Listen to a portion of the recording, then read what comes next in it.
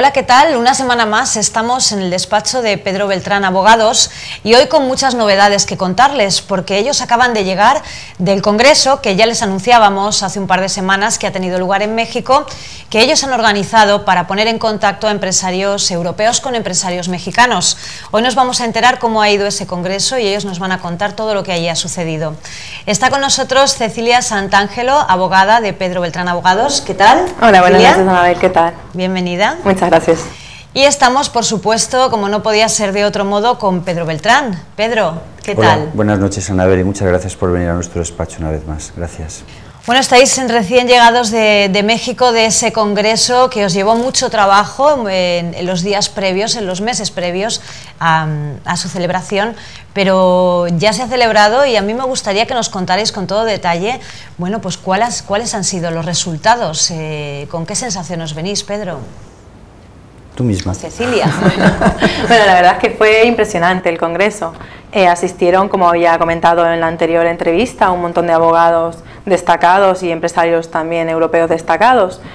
Realmente han hecho una ponencia de nivel, realmente explicándonos, bueno, la forma de invertir en esos países y la forma jurídica, y bueno, la verdad es que fue impresionante. Contamos con los abogados de todo el área de América, desde Canadá hasta Argentina, no faltó ninguno, y bueno, contar que los empresarios también estuvieron al nivel. Ajá.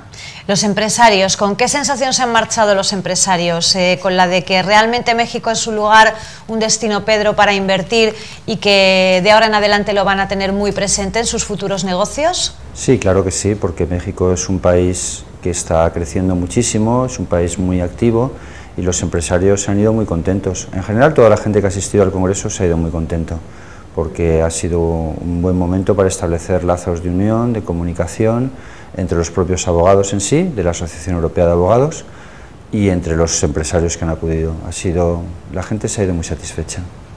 Cecilia, tú tenías que realizar una ponencia en ese congreso, sí. Ponencia que has preparado con mucho mimo, con mucho cuidado. Sí. ¿En qué ha consistido esa ponencia? Cuéntanos. Vale, bueno, para empezar, bueno, la verdad es que fue bastante bien, no me esperaba menos también, la verdad. Y bueno, he comentado sobre la marca europea, he hablado sobre que esta marca europea tiene una protección en los 27 países de la Unión Europea, que tiene una validez 10 años, renovables de manera ilimitada por otros 10 años. Bueno, estuve hablando también qué derechos tiene el titular de la marca, es decir, que tiene un derecho de uso y disfrute sobre esta marca, ¿no? Y puede impedir a un tercero utilizar esta marca sin su consentimiento. A grandes rasgos, ¿no? Te estoy explicando más o menos lo que dije allí. También he hablado sobre cómo mantener esta marca, ¿no? Y esta marca se tiene que mantener con un uso prolongado desde los 5 años del registro, un uso posterior a los 5 años del registro. También hablé de la nulidad, de la caducidad de la marca. Y bueno, hice una distinción bastante interesante en lo que es la UAMI y lo que es el Tribunal de Marca Comunitaria. Porque la UAMI es donde se registran las marcas, estas marcas, ¿no? El organismo decide si se inscribe o no esta marca. En cambio, el Tribunal de Marca Comunitaria decide sobre la infracción de esta marca. Es decir, si un tercero utiliza esta marca inadecuadamente sin la autorización del titular, el que decide realmente es el Tribunal de Marca Europea. De modo que, para que nos quede claro, la OAMI sería pues la entidad que se encarga de ese registro, sí, de tramitar simplemente los registros, y el tribunal sería más un organismo bueno, pues donde se puede acudir si detectamos que se ha utilizado indebidamente nuestra marca. Claro, y ambas se encuentran en Alicante. Ajá. También, bueno, es un detalle que comenté allí, que bueno. La verdad es que sí, quizá, Pedro, porque estamos ya muy acostumbrados a tener aquí la OAMI, pues no apreciamos pues como deberíamos quizá tener una institución como esa, ¿no? Que da servicio a toda Europa. Y que hace muy conocido Alicante también. Claro, claro. Había mucha gente que no sabía que la OAMI estaba en Alicante y lo sorprendía porque estaba en Alicante. Claro. Esto fue una decisión que tomó en su momento el gobierno del PSOE, porque se asignó la agencia a España, concretamente a España, no se dijo a qué ciudad, y el gobierno decidió asignarla a Alicante, pero es muy importante para nuestra ciudad que esté aquí, es la primera empresa de la provincia. Eso se olvida muchas veces. ¿Por qué piensas tú que tomó en ese momento el gobierno esa decisión, Pedro? ¿Por qué Alicante? Hace muchos años ya, pero lo recuerdo de todas maneras perfectamente. Porque Alicante, por una cuestión de descentralización, no es que hubiera tampoco ninguna razón particular, pero no se quería que todos los organismos estuvieran en Madrid. Hubo una apuesta muy fuerte por parte de Barcelona, pero finalmente se decidió por Alicante y ha sido muy bueno para nuestra ciudad. Recordemos que ahí hay 800 personas trabajando, pero 800 personas significan también familias, la facturación anexa que puede traer de otras actividades, y además es una empresa que sería modélica para todos. Ojalá todas las empresas de la provincia o españolas funcionaran como esta. Recordemos que es una empresa de funcionarios que a pesar de eso gana dinero. Ajá.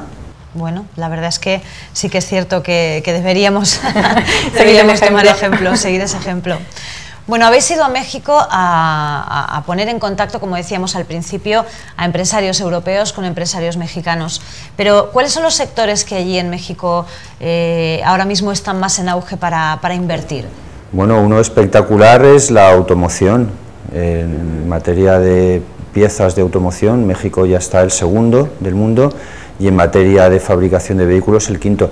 No es que vayan a ir empresarios españoles a hacer ahí coches, pero en cualquier sector hoy se puede invertir en México. Hay una actividad tremenda, las tiendas están abiertas, no como aquí, que vemos tiendas que están cerrando constantemente. Hay mucho bullicio, mucha actividad, mucha positividad. Todo lo que aquí hay negatividad, allí se transforma en positividad. Tiene un presidente excelente, de 40 años de edad, joven, muy activo, muy dinámico, casado con una presentadora de telenovelas, y es presentadora, en fin, persona que interviene en telenovelas. Presentadora no es la palabra adecuada, actriz. Presentadora eres tú.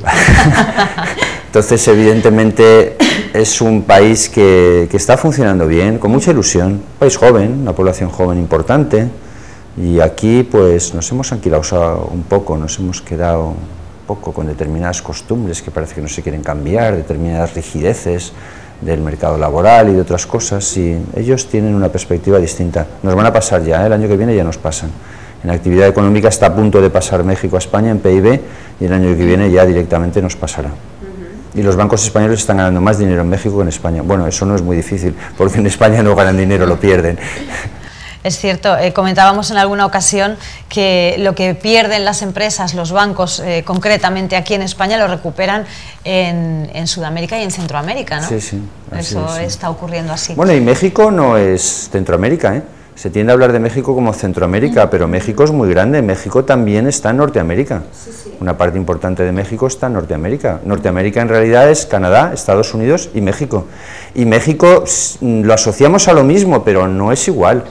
México no tiene nada que ver con Perú o con Bolivia, es decir, México además de cultura y de forma de trabajar está muy cercano a Estados Unidos. Hay muchos americanos trabajando allí. El hotel en el que estábamos, aparte que era un hotel Sheraton, es que era totalmente el estilo, es totalmente americano.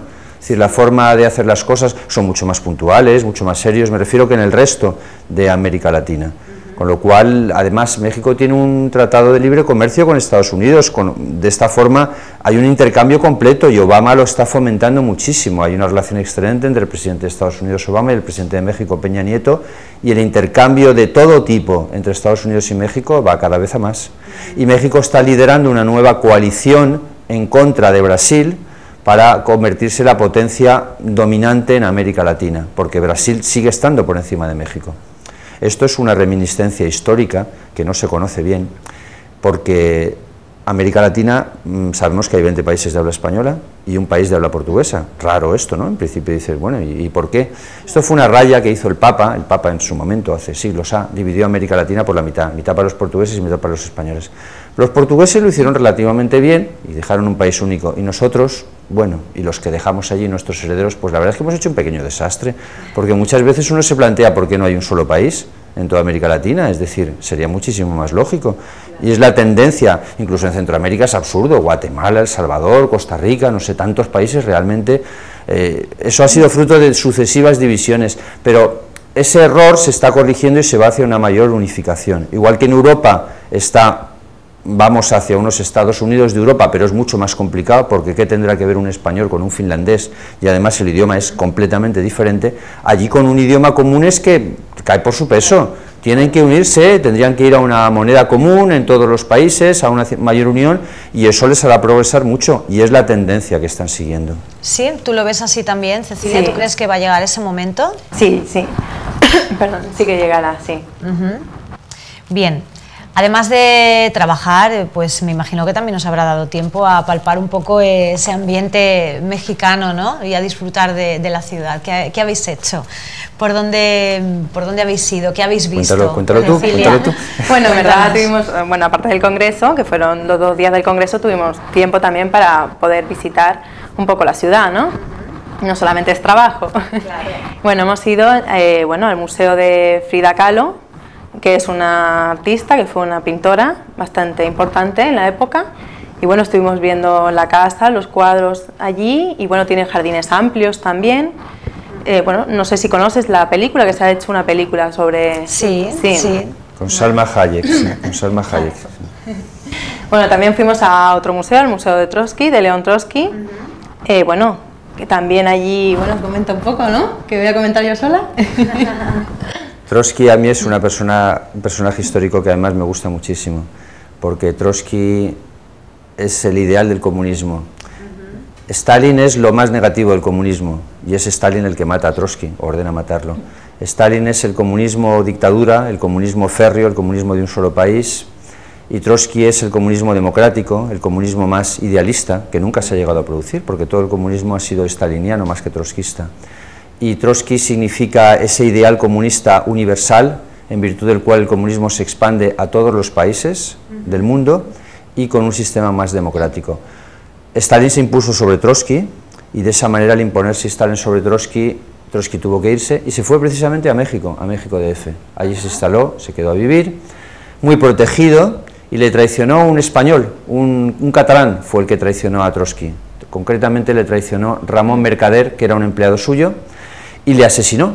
Ramón Mercader le asesinó con un hacha por la espalda en su casa, en esa casa, en México DF, y esa casa es hoy un museo, con la originalidad de que primero está su tumba, la propia tumba de Trotsky, y segundo que los nietos de Trotsky todavía viven, son mexicanos ahora.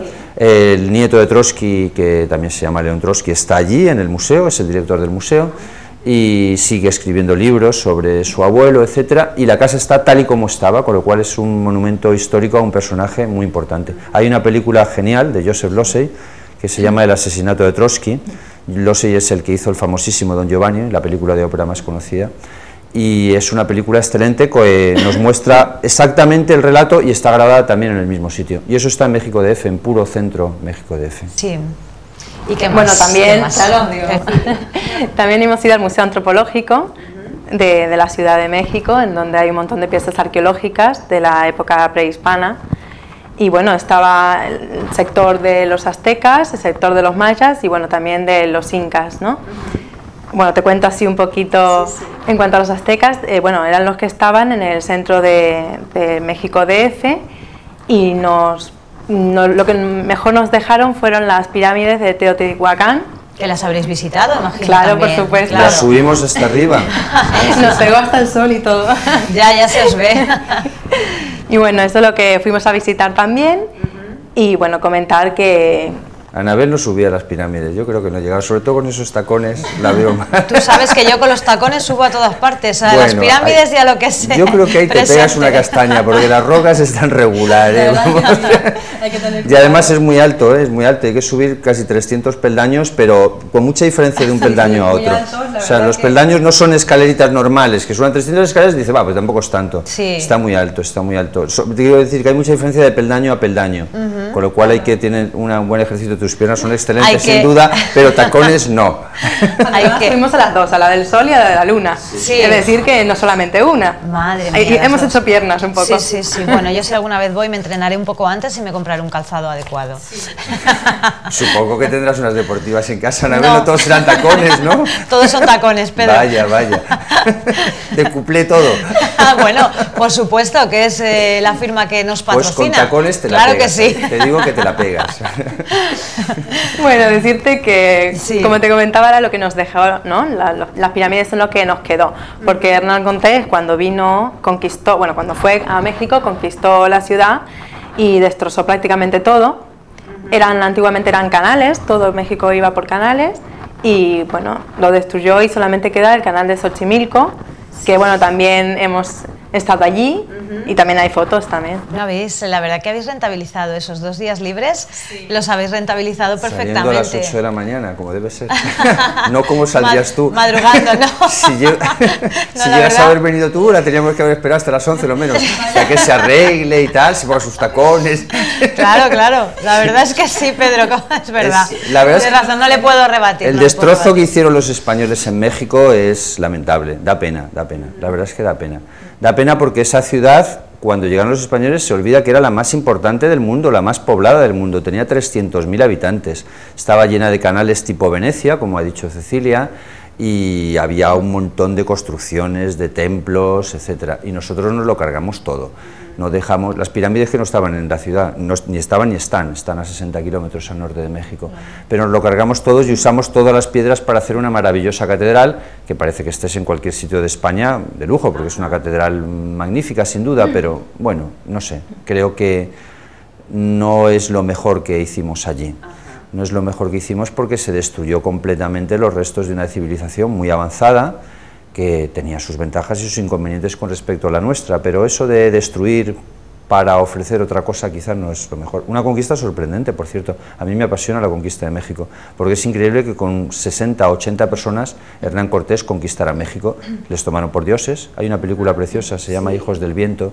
Hay pocas películas sobre la conquista de México, es un tema que no ha interesado a Hollywood, no sé muy bien por qué. Antonio Banderas en su momento le ofrecieron hacer de Hernán Cortés, aquello no cuajó. Pero es un tema apasionante la conquista de México, cómo se consiguió con tan poca gente, también fueron las enfermedades, pero el caso es que se acabó conquistando todo México. Y se confunde mucho, se confunden aztecas, incas, mayas, esto la gente lo confunde completamente y no tienen nada que ver unos con los otros. Los aztecas están al norte de México, estaban en México DF también, en lo que es hoy México DF, era la capital del imperio azteca. Los mayas, cuando llegaron los españoles, ya estaban prácticamente en desaparición. Hay una película que se llama Apocalipto, con Mel Gibson como actor principal, que la hace en lenguaje maya, además, curiosamente, igual que la Pasión de Cristo la hizo en arameo. Y esta película nos retrata cómo eran los mayas, una película un poquito violenta en parte, y se ve al final los españoles, pero ya estaban los mayas en descomposición, estaba muy fragmentado el imperio, no tenía realmente tanta importancia como los aztecas, que estaban en plena ebullición, en pleno auge. Y los incas no tienen absolutamente nada que ver, porque los incas son de Perú, con lo cual tenemos 3 grandes pueblos, que son los aztecas, los mayas y los incas, 3 grandes pueblos prehispánicos que no han desaparecido del todo, porque los mayas no tuvimos nosotros la culpa de la desaparición, los aztecas sí, nos los cargamos enteros, y de hecho en México idiomas locales ya no hay, México es totalmente mestizo. Es decir, tú no ves una persona blanca 100% o indígena 100%, bueno, algunos hay evidentemente, pero es la minoría, la inmensa mayoría de la población está mezclada, porque los españoles pues les gustaron mucho las indígenas, empezaron a acostarse con ellas, empezaron a hacer hijos, y entonces pues a partir de ahí pues está lo que es México hoy, porque la población era indígena. Bueno, buena mezcla, ¿no? Buena mezcla. Y sin embargo en Perú no, porque en Perú la penetración no fue tan fuerte y siguen existiendo idiomas locales, siguen existiendo también la orografía con toda la montaña, además es distinto, ha permitido más la conservación y todavía se hablan idiomas locales en Perú y Bolivia, el quechua. Yo tengo una duda que plantearos. Hay una cuestión que es quizá lo que más preocupa a los empresarios que van para México, que quieren hacer negocio, incluso que algunos, pues por las características de su negocio, deben establecerse allí. Y bueno, pues esa sensación que se da en el resto del mundo sobre México cuando hablamos de inseguridad. ¿Se percibe esa inseguridad o realmente esto es un mito que nos llega aquí pero que en realidad no es para tanto? No, yo antes de irme claro, es que mucha gente me encantaría desmitificar eso porque creo que nos llega una percepción que quizá no es exactamente la correcta. La inseguridad es un aspecto subjetivo, como siempre, como todo es subjetivo, pero yo creo que por donde hemos paseado, no sé, yo no he tenido la más mínima sensación de inseguridad. También hay que saber un poquito por dónde ir, pero eso te pasa igual en Nueva York, ¿eh? Claro.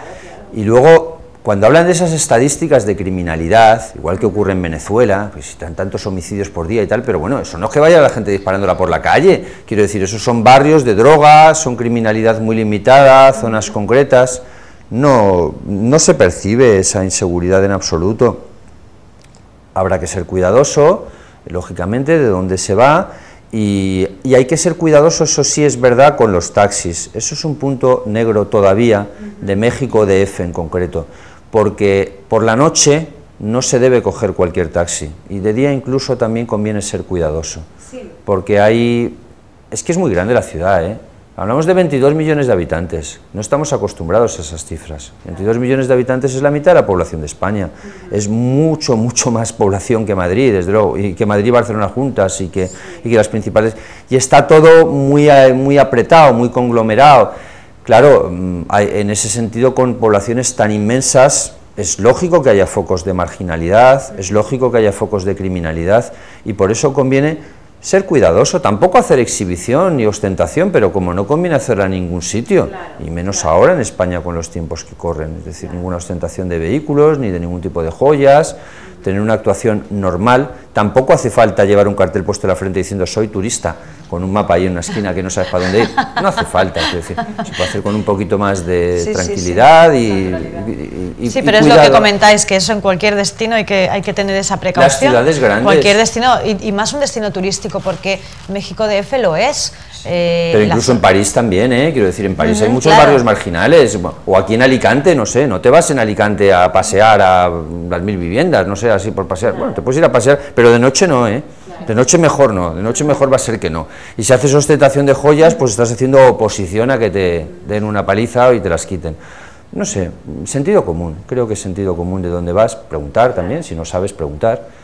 El hotel estaba en pleno centro, en algún momento pues dices, bueno, es aquí, hay mucha policía también, hay que, para proteger en las zonas más céntricas, digamos, o los establecimientos de mayor categoría o de mayor lujo. Sí, quería preguntaros por eso, porque es pues un poco lo que os comentaba, que vienen, lo que llega hasta aquí pues parece que se quiere focalizar como que México es inseguro, y bueno, pues quizá no es mucho más inseguro que, de hecho, lo que te estaba comentando un poco antes de irme, mucha gente me ha dicho ten cuidado, no vayas por aquí, no vayas por allá, y la verdad es que nos hemos sentido bastante seguros. Desde luego no ha habido ningún incidente, vamos, por supuesto. Y también, bueno, si vas, es que no conviene tampoco llevar mucho dinero encima, o déjate las tarjetas de crédito en la caja fuerte del hotel, o lleva una encima solo, no sé, en fin, cosas elementales también, que muchas veces los robos también ocurren por descuido. En fin, aparte que si te roban tampoco es el final del mundo, Procura que no te roben mucho y ya está. Hay carteras cinturón, no sé, cosas así, pero que se deben hacer en cualquier sitio que uno va a viajar. Y desde luego las zonas turísticas sin protección de policía, porque la verdad es que no vimos ninguna policía en ningún sitio, ni en las pirámides, ni en ningún sitio, ni policía. Se percibe, vas tranquilo, no notas miradas de odio. Yo diría que es más peligroso Brasil que México. Hay más combinación racial, hay muchos negros, sin tener nada en contra de los negros en absoluto, pero el contraste terrible que hay en Brasil entre Río de Janeiro, la playa, con las zonas de detrás de las chabolas, es a poca distancia, hay un contraste brutal. Y eso hiere mucho, esa diferencia social tan grande es un foco también para la criminalidad, porque los que tienen muy poco o los que no tienen prácticamente para comer, si ven que otros están en la opulencia, tienden a la criminalidad. Yo en Brasil llegué a tener, bueno, la palabra miedo no es muy correcta porque no soy demasiado miedoso, pero me metí en un autobús para recorrer, y cuando llegué al punto término dije, yo aquí no me bajo. Y luego en la catedral, en el centro de Brasil, abro la catedral de Río de Janeiro, el taxista que me dejó me dijo, aquí lleva cuidado. Y yo, aquí tampoco pasará nada, no será para tanto, este es un exagerado. Pero a los 5 minutos digo, yo mejor me vuelvo. Pero porque ves cómo te mira la gente, eso es muy significativo. Si tú vas andando y te miran con cara de odio, mejor vete. Aparte, como yo tengo pinta de americano, entonces pues ya es peor, eso ya lo llevan peor, sí. No, México es un sitio que se puede ir, además es un sitio precioso para visitar, y no solo las playas, que Cancún, la gente tiende a ir a la playa porque piensa México DF tal, bueno, también un poquito de historia no viene mal, un poco de cultura tampoco hace daño, Y me imagino que la gente hospitalaria, ¿no?, por allí. Sí, claro que sí. Además es que es como nuestro, ¿no? Es que es el mismo idioma. El idioma abre todo, porque te parece estar, ¿vale? Estás en el extranjero, pero estar como en casa, te parece estar en casa porque hablas el mismo idioma. Muy simpáticos, además. Sí, muy abierta la gente, sí.